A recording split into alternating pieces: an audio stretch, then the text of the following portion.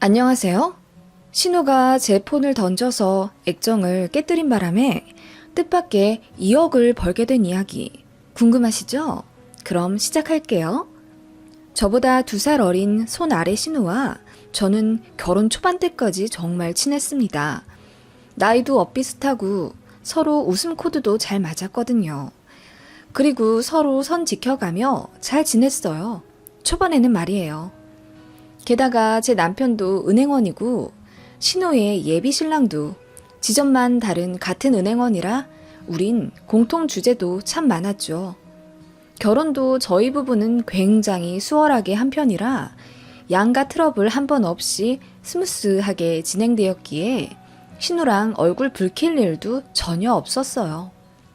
그래서 그렇게 만나게 된 신우가 뒤늦게 만난 쿵짝 잘 맞는 친구 같았습니다. 그런 신우와 사이가 안 좋아지기 시작한 건 신우가 파혼한 이후였습니다.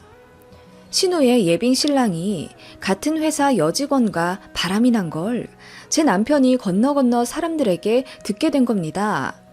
남편이 그 소식을 듣자마자 불같이 화를 내며 예비 신랑 지점에 찾아가 소위 비 오는 날 먼지가 날 만큼 그놈을 흠씬 두드려 패줬고 그렇게 예비 신우의 결혼은 쪽나버렸어요.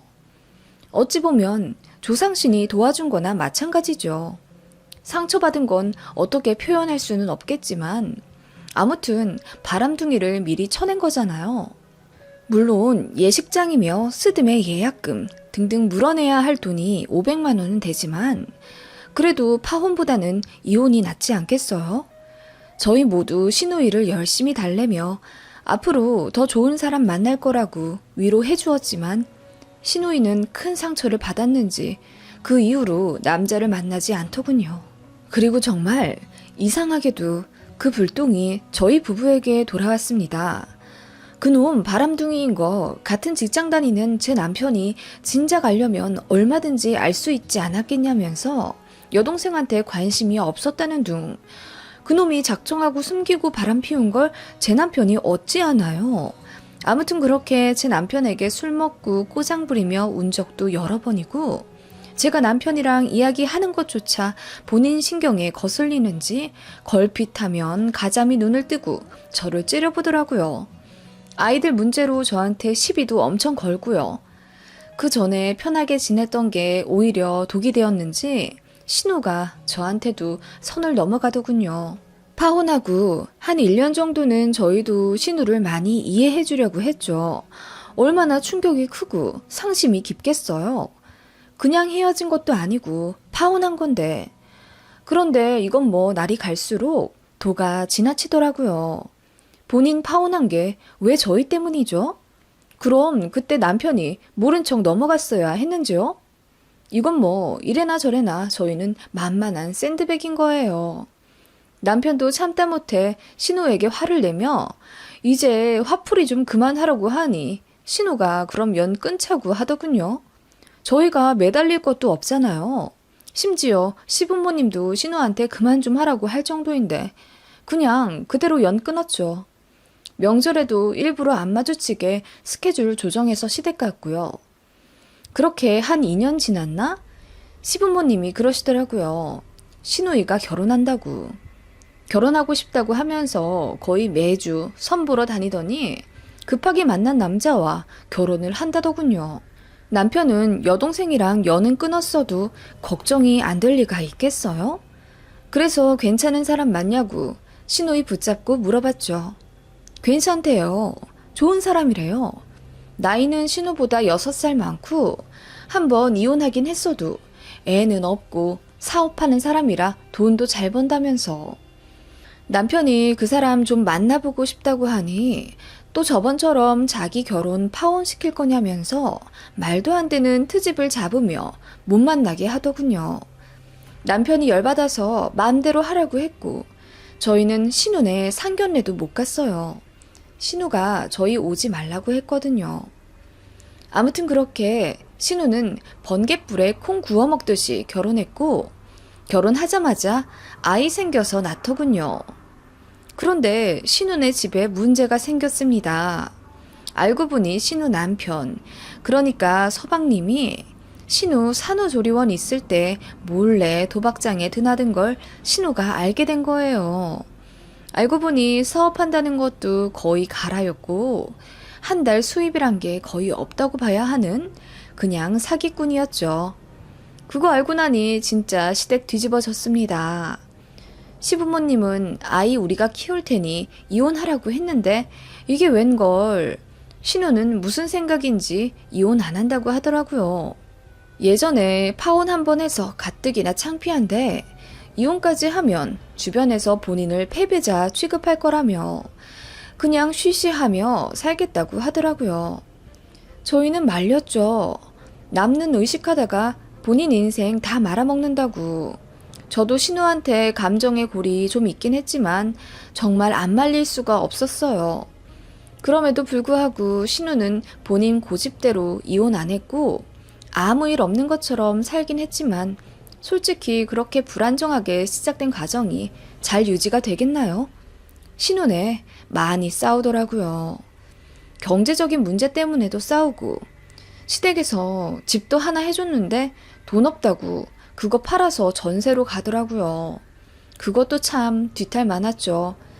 집 팔아 전세로 간 이후에 모두 아시다시피 부동산 시장에 어마어마한 바람이 불어서 집값이 엄청 올랐잖아요. 그냥 어떻게든 버티고 있었으면 집값이라도 벌 수 있었을 텐데 그렇게 또 아파트 하나 날리고 나니 배가 아파서인지 사람이 더 배에 꼬이더군요. 마음에 여유라곤 하나도 없는 듯이요.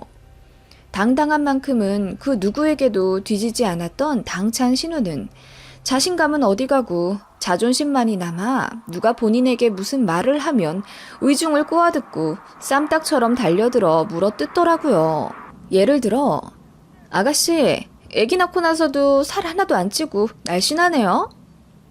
빈티나 보인다는 거지? 내가 좋은 거 하나 못 먹은 것 같고 그래요? 아니 왜 말을 그렇게 그냥 날씬하다고요.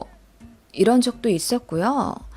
열등감도 심해졌는지 저희 집 사정 꼬치꼬치 캐물어가며 후려치기 바쁘고요. 제가 준중형 중고차를 600만 원 주고 사서 10년 몰았거든요. 이제 잔고장도 많이 나고 학군 좋은 곳에 아이 학원 픽드랍 해주다 보니 은근히 차가 또 신경이 쓰이더라고요. 그래서 남편도 차 바꾸라고 권유해서 제네시스로 바꿨습니다. 그거 보더니 또 눈 뒤집혀서 오빠 돈으로 호강한다며 저더러 된장녀라는 둥, 돈 좀 아껴 쓰라는 둥, 그러다가 오빠랑 이혼한다 어쩐다 하더니 차는 왜 또 그런 노티나는 걸로 바꿨냐는 막말까지 하길래 저도 안 참고 이거 내가 주식으로 돈 벌어서 산 거예요. 제네시스가 무슨 노티가 난다고 그래요? 요즘 디자인 바뀌어서 젊은 사람들이 얼마나 많이 타는데. 이래서 좋겠다. 나 경력 단절됐다고 놀리는 거야 뭐야. 아 정말 아가씨랑은 이제 뭔 얘기를 못하겠어요. 제가 고개를 절레절레하며 대화를 중단한 적이 있습니다. 대충 아시겠죠? 신우이가 어떻게 변했는지. 삶이 많이 궁핍해져서 그런지 전처럼 다시 화기애애한 관계로는 절대 못 돌아가겠더라고요. 그래도 뭐 저희 남편이 오빠이니 그럭저럭 도리는 했어요. 저희 애들 생일이나 뭐 초등학교 졸업할 때도 용돈 한 번 안 줬지만 남편은 신우 애 낳았다고 100만 원도 주고 돌 때도 전집 하나 사주고 그렇게 구색은 맞춰 챙겨줬네요. 누군가는 왜 바보같이 그런 신우를 챙기냐고 하실 테지만 저희가 월등히 경제적 사정이 좋아요. 신우 인성이 그렇게 괴팍해지지만 않았으면 솔직히 더 챙겨줬을 거예요. 그래도 하나도 아깝지 않았을 테죠. 결혼 초까지만 해도 신우도 저 많이 챙겨줬거든요. 아무튼 뭐 신우 생각하면 마음이 저도 복잡했죠. 인생이 꼬여서 저렇게 된 건가 싶으니 안타깝기도 하고요. 그럼에도 말을 하도 얄밉게 하고 스트레스 주니까 미운 건 당연했어요. 저도 옳게 이기 전에 사람이잖아요. 몇 년을 그런 식으로 무시받고 공격받는데 제가 부처도 아니고 신우 당연히 밉죠. 아무튼 그런 사이가 몇 년이 되니 신우는 시댁 일에서 재정적인 일에 주머니를 싹 닫기 시작했습니다. 호의가 계속되면 호구가 된다더니 그 말이 딱이에요. 심지어 시아버지 생신 때도 돈 한 푼 안 내더라고요. 아무리 가게가 어려워져도 그렇지 본인 립스틱 살 돈은 있고 아버지 생신 때 케이크 하나 살 돈 없는 건 말이 안 되잖아요. 그 일로 남편이 완전히 학을 떼서 신우한테 돈을 완전히 끊었어요. 시조카는 예쁘지만 신우가 그렇게 하니 시조카 생일도 안 챙기고 그냥 모른 척 했습니다. 그랬더니 신우가 처음엔 좀 놀란 듯 하더니 나중에는 전화며 문자로 쌍욕을 날리더군요.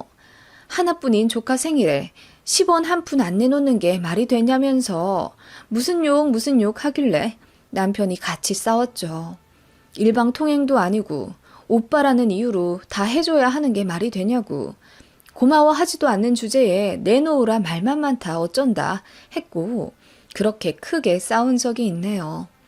그 이후로 신우이랑 사이 대놓고 안 좋았고요. 시조카도 그렇고 저희 애들도 그렇고 워낙 할머니 할아버지를 좋아해서 명절에 시댁에 가야 했는데 신우이는 그때마다 정말 저를 대놓고 못살게 굴더라고요. 일부러 밀치고 지나가거나 아닌 척 욕하고 진짜 유치했습니다. 시부모님도 그거 다 알고 신우이를 엄청 혼냈지만 무슨 사춘기 소녀 마냥 신우이는 더 어긋나기만 했어요. 그러다 시어머님 고이연 때 일이 터졌습니다.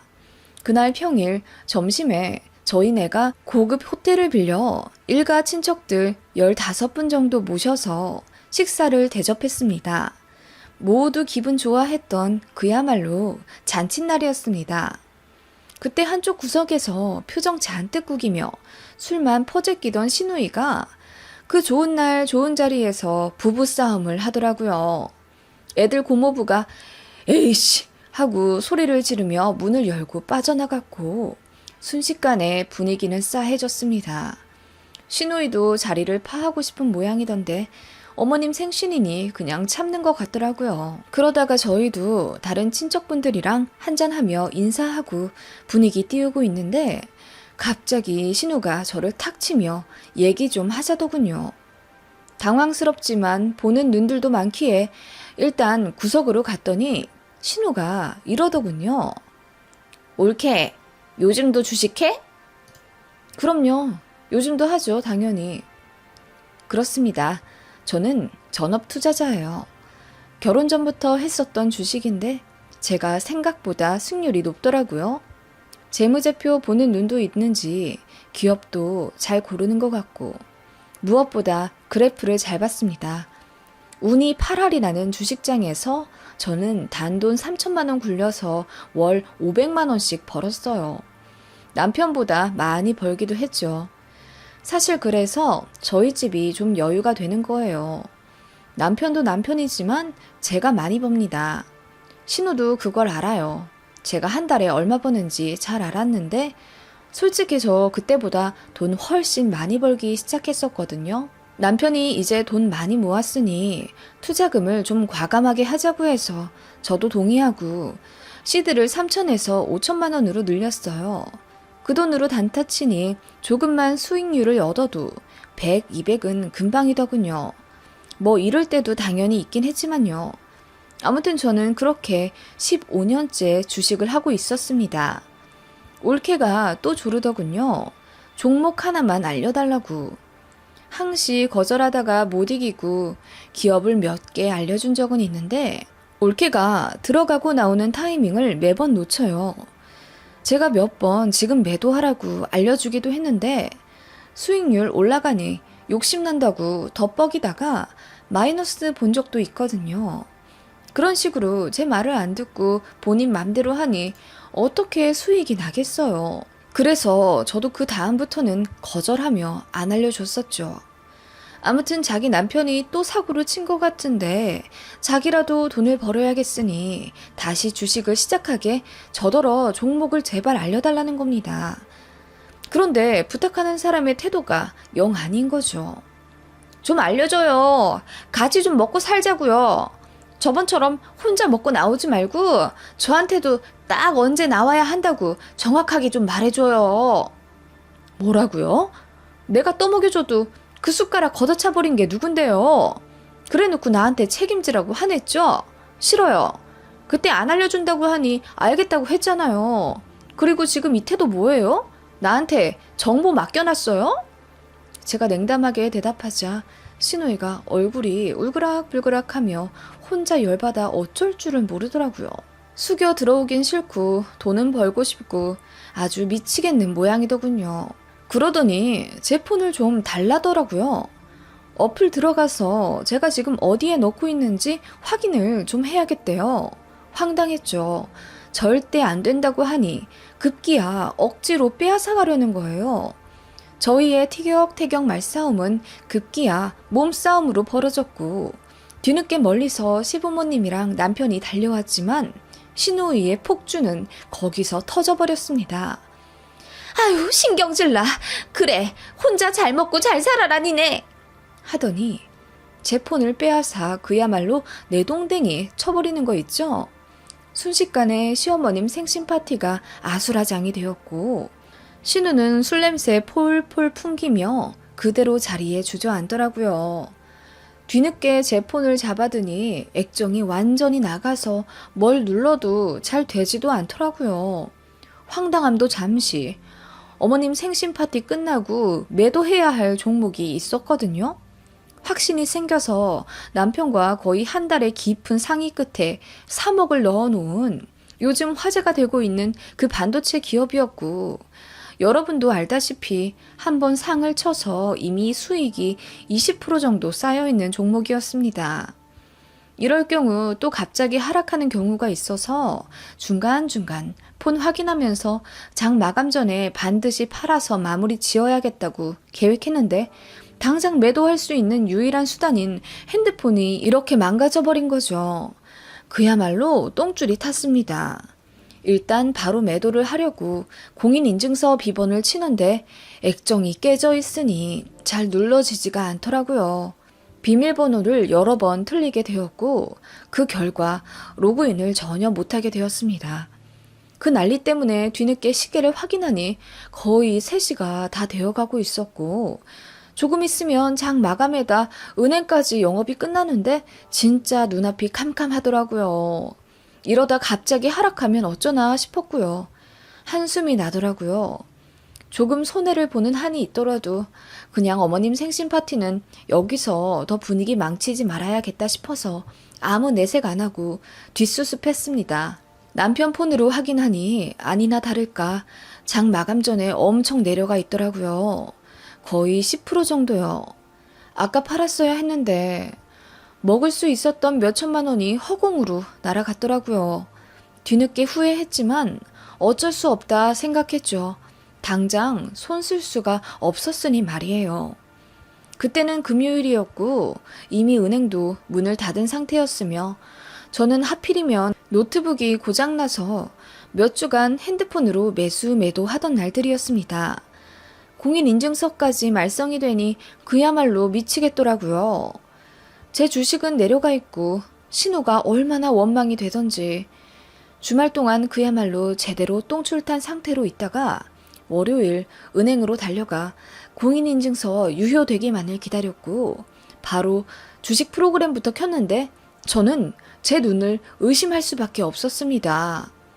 금요일에 떨어져 있던 제 주식이 어떤 기사를 계기로 또 한 번 상한가를 치고 있더라고요. 더 기다릴 것도 없이 그렇게 저는 뜻밖의 총 40% 이상의 수익을 먹고 바로 매도를 했습니다.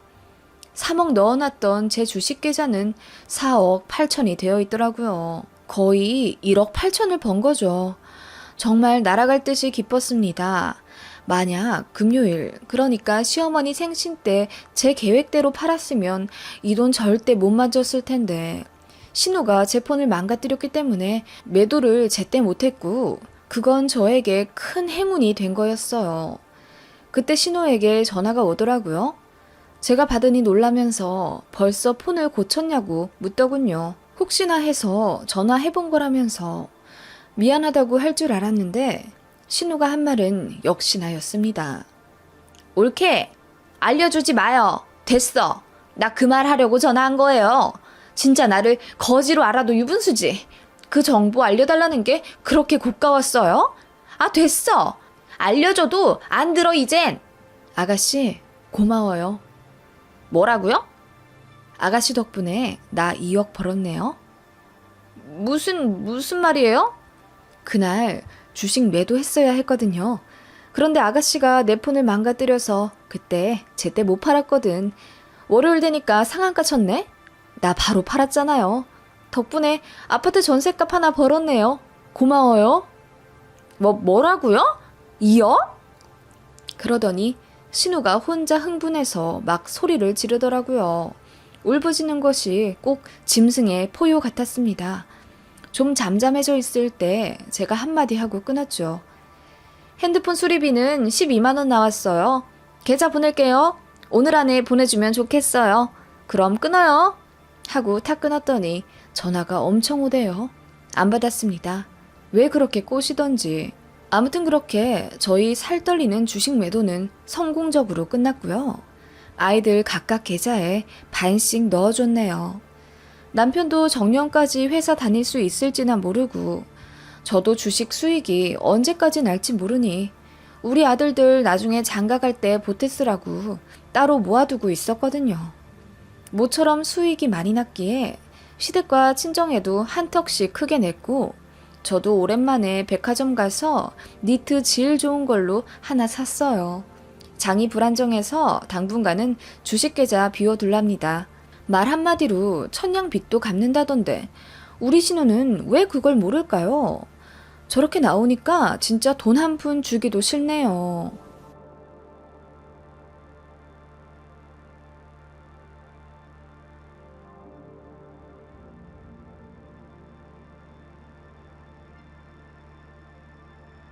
안녕하세요. 얼마 전 아파트 대출금을 모두 상환했네요. 결혼 10년 만에 드디어 은행 집이 아닌 우리 집이 되었습니다. 이렇게 내 집 마련하기까지 저희 집도 그리고 시어머니와도 참 우여곡절이 많았네요. 저는 대기업 생산직으로 근무하며 결혼 직전까지 한 달에 3,400씩 벌었습니다. 물론 3교대 근무라 힘들긴 하지만 연봉이 점점 오르고 있고 복지도 아주 좋아서 결혼하고 나서도 관둘 생각이 없었죠. 저보다 3살 많은 남편은 제약회사 다니며 현재 과장이고요. 결혼 당시 연봉은 세전 6천 정도. 이것저것 빠지면 저랑 비슷했습니다. 남편이랑 2년 연애하고 결혼했고 당시 시댁은 형편이 그닥 여유롭지도 않고 노후 준비도 잘 되어 있진 않았어요. 반면 저희 친정은 아버지가 공무원에서 정년 퇴직하셨고 조부모님으로부터 받은 유산도 꽤 되었기 때문에 솔직히 저희 형제들보다 훨씬 넉넉하십니다. 그럼에도 사치 한번 안 부리시고 늘 정직하고 소박하게 텃밭 일구시며 자급자족하려는 삶을 꿈꾸시는 분들이세요. 저랑 남편 결혼한다고 했을 때 시댁으로부터 돈 한 푼 못 받고 아무 지원 못 받는다는 거 아시군 열심히 모으신 현금 7천만 원을 몽땅 내어주셨습니다. 그 돈을 디딤돌 삼아 전세로 시작했고 그 집에서 저희 아들 낳아서 키우다가 우연히 넣었던 청약이 당첨되어서 옆 동네 2억 2천짜리 신축 아파트에 들어가게 되었어요. 사실 육아휴직을 쓸 수 있을 만큼 오래 쓰려고 했는데 뜻밖의 청약 당첨으로 대출을 받게 되었으니 아이 9개월 때 어린이집에 맡기고 급하게 복직할 수밖에 없었죠. 어린이집에 맡겨도 등하원 문제라는 큰 산이 있었는데 그것도 저희 친정에서 도와주셨어요. 몸이 조금 편찮으신 친정엄마 대신 저희 아빠가 매일 아침 차로 20분 달려 저희 집 오셔서 아이 등원시키시고 하원까지 맡아 해주셨죠. 시아버님은 남편 학생 때 돌아가셨고 시어머니만 저희 집 도보 3분 거리에 살고 계셨습니다만 저희가 애 맡기고 둘이 맞벌이 하느라 그야말로 피똥 싸며 바쁘게 살고 있을 때 저희 쪽 쳐다도 안 보시더라고요. 어머님은 문화센터 다니시며 캘리그라피도 하시고 성인 가요 동호회 인가도 들으셔서 주말마다 강당 가시더라고요. 친정아빠가 급한 일 생겨서 등하원 못 시켜주신다고 한 날에 시어머니께 급하게 SOS를 쳤는데 문화센터에서 친해진 사람들이랑 오전에 등산하기로 했다며 못 봐주신다고 하더라고요. 그래서 발 동동 거리다가 결국 그날 지각했었네요. 아이 3시 반에 하원만 좀 안 되냐고 했더니 그것도 안 된다고 하셔서 결국 그날 아이는 데리러 갈 사람이 없어서 저녁 8시에 하원하게 되었습니다. 깜깜한 저녁에 선생님 눈치 보며 아이 들쳐안고 오는 길에 얼마나 울었는지 모릅니다. 그때 처음으로 퇴사를 고민했었어요. 저는 3교대에 남편은 주말까지도 바쁜 사람인데 앞으로 이런 일이 더 많으면 많았지 적진 않을 것 같았고 돈 벌자고 걷지도 못하는 아이한테 몹쓸 짓 하는 것 같아서요. 시어머니에게 처음부터 기대려고 한 건 아니었지만 어머님이 결혼 초에 분명히 그러셨단 말이에요. 저희 일이 바빠서 애는 한 2, 3년 있다가 낳을까 한다 했더니 노발대발 하시며 남편 나이 더 많아지기 전에 빨리 애 낳으라고 낳기만 하면 애 봐주겠다고까지 하신 분입니다. 꼭 어머님을 철석같이 믿고 아이를 가진 건 아니었지만 솔직히 급할 때는 도움의 손길을 뻗을 수 있을 정도는 될 줄 알았습니다. 집도 가깝고요. 그치만 어머님은 아이 낳고 나서 저 친정엄마 조리받고 있을 때 집에 빈손으로 오시더니 정말 애 얼굴만 잠깐 보시고 친정엄마가 차려준 다가 먹고 일어나시더군요. 그리고 제가 애 봐달라고 할까 봐서인지 영상통화도 안 받고 아이의 발길을 당분간 끊으셨어요. 솔직히 서운하더라고요. 그래서 저희도 연락을 안 드렸더니 그제서야 손주 보고 싶다며 뜨문뜨문 놀러 오시고 비싼 옷 망가진다며 아이랑 한번 제대로 놀아주지도 않으신 채 정말 아이 재롱만 재밌게 즐기다가 가시더군요. 아무튼 그 일로 퇴사를 고민한다고 하니까 노발대발 어찌나 화를 내시던지 같이 벌어야지 요즘 세상에 외벌이가 말이 되냐면서 제가 일하기 싫어서 관둔다는 것도 아니잖아요. 솔직히 시어머니 너무 원망스럽더라고요. 잘 도와주지도 않으실 거면 차라리 애 낳아라 성화도 하지 마시지. 그래서 남편 가뜩이나 본인 어머니한테 냉하게 대했었는데 애 낳고 나서 모자 사이 더 멀어졌습니다. 처가댁에는 죄송하고 감사하다며 주말이나 시간 날 때마다 저 없이도 친정집 가서 친아들처럼 살갑게 이것저것 챙겨드리고 오더라고요. 저 몰래 뒤로 친정에 용돈도 많이 챙겨드리고요. 어느 날은 보너스 받은 거 200만 원을 몽땅 친정에 드렸더라고요. 나중에 저희 엄마한테 들어서 알게 된 거고요. 솔직히 시어머님은 입으로 구업을 쌓는 스타일이십니다. 제가 아이 낳은 지 2달도 안 되었을 때 빨리 출산휴가 끝내고 복직하라고 야단이시더군요. 남편 혼자 돈 벌게 하고 집에 앉아있으면 엉덩이 안 간지럽냐는 겁니다. 제왕절개해서 그 켈로이드 흉터가 덧나서 피고름이 나고 일주일에 한 번씩 드레싱 받으며 재수술 받을 정도인데 아직 회복도 덜 된 몸으로 일하러 나가라 등 떠미시는 게 말이 되나요? 조리원도 돈 빼뜨려서 갔으면 되었지. 무슨 2달째 쉬고 있냐? 요즘 여자들은 정신력이 없어서 문제야. 나 때는 애 낳고 바로 밭에 나가 일하고 공장 나가 미싱 돌리고 다 했어. 그러면서도 시부모님, 시할머니 다 모셨지. 어머님, 그땐 그때고 지금은 지금이잖아요. 어머님, 조리원은 남들 2, 3주 하는 거 저도 돈 아낀다고 일주일만 있다 온 거예요. 그리고 제가 몸이 다 회복된 것도 아니고요. 회사에서 정당하게 주는 출산휴가 아직도 많이 남았는데 어머님이 왜 그러세요? 네 남편 혼자 일하면서 기저귀값 버는 게 딱해서 그렇지. 너도 아들 낳았으니 나중에 내 맘 다 알 거다. 전 죽었다 깨어나도 어머님 맘은 모를 것 같네요. 결혼하고 나서 어느 순간부터 저도 솔직히 할 말은 하게 되었기에 어머님이랑 트러블이 종종 있었습니다. 제가 보기엔 아닌 건 아니라고 말했고 어머님 뜻대로 순종적으로 굴진 않았어요. 어머님은 신혼 때 저한테 초장에 기를 잡기라도 하듯 툭하면 시댁으로 호출해서 밥 먹으러 오라고 하시군 막상 가면 장도 안 봐놓으셨습니다. 저보고 밥 차리라 이거죠. 저는 결혼 초반에는 시어머니께 정말 잘하는 며느리 되려고 노력했었고 원래 성격이 좀 싹싹한 편이라 어머님도 잘 챙겨드렸어요. 그런데 퇴근하고 나서 두세 번 그렇게 장보고 저녁 차려드리는 일을 하니까 이건 아니다 싶은 거죠. 솔직히 하루 종일 쉬고 계신 시어머니 저녁을 일하고 온 며느리가 장바구니 땀 뻘뻘 흘리며 들고 와서 차려드리는 게 말이 안 되잖아요. 남편은 처음에 무슨 상황인지 몰랐다가 나중에 알게 되고 시어머님 댁을 완전히 뒤집어 놓았죠. 다신 이렇게 며느리 부려먹으면 얼굴 안 보고 살겠다고 으름장을 놓는 바람에 시어머니가 충격 먹고 한 3개월을 연락 안 하시다가 제 임신 소식에 서로 좋게 좋게 화해했었던 일이 있었습니다. 그럼에도 불구하고 어머님의 막말은 좀처럼 수그러들지 않으시더군요. 남편이 한 번씩 그러지 좀 말라고 난리치면 살짝 잠잠하시다가 저만 있을 때 주로 그러셨어요.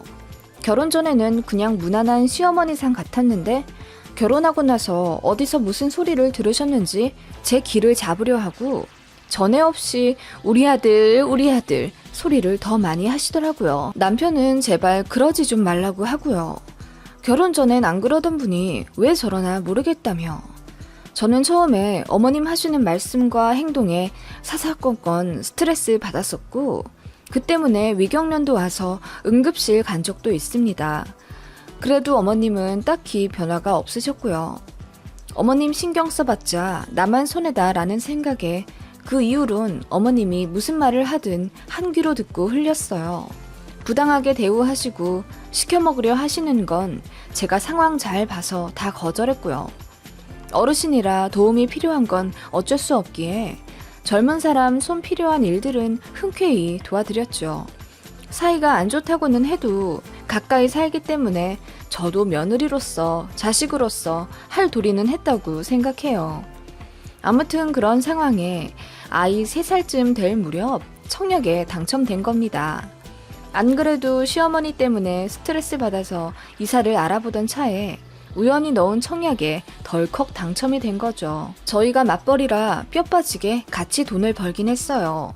아직 5천만 원도 채 모으지 않은 상태에서 2억이 넘는 아파트에 당첨이 되니 좋긴 했지만 태어나 처음으로 대출을 받자니 빚이라는 중압감이 좀 있더라고요.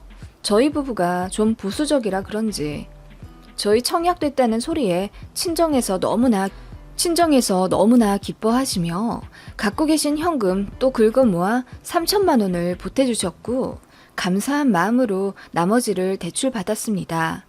시댁이요? 역시나 돈 한 푼 안 보태주셨고요. 청약되었다는 소리에 처음에 하시는 말씀이 대출 갚아야 하니 저 아무리 힘들어도 일 절대 관두면 안 되겠다고 하시더군요. 그리고 몇 평이냐, 방은 몇 개냐 물어보셔서 방 3개라고 말하니 꼬치꼬치 여쭤보시더라고요. 안방에 드레스룸도 딸려있고 화장실도 있다고 하니 그럼 합가해서 본인이 그 안방 써도 되겠냐 물으시더군요. 그 말에 남편이 더 당황해서 평소에 아이 한 번 안 봐주시고 도움 안 주시더니 새 아파트 살고 싶어서 그러신 거냐 하며 어머님께 서운하다고 뭐라 말하더군요. 장인 장모님께서는 항상 우리 잘 살라고 물심양면 힘 닿는 데까지 도움 주시는데 엄마는 뭐냐며 화를 냈더니 시어머니가 잔뜩 기 죽으셔선 그 다음부턴 합가 얘기 꺼내지도 않으시더군요. 그렇게 시간이 많이 지나 아파트에 입주하게 되었어요.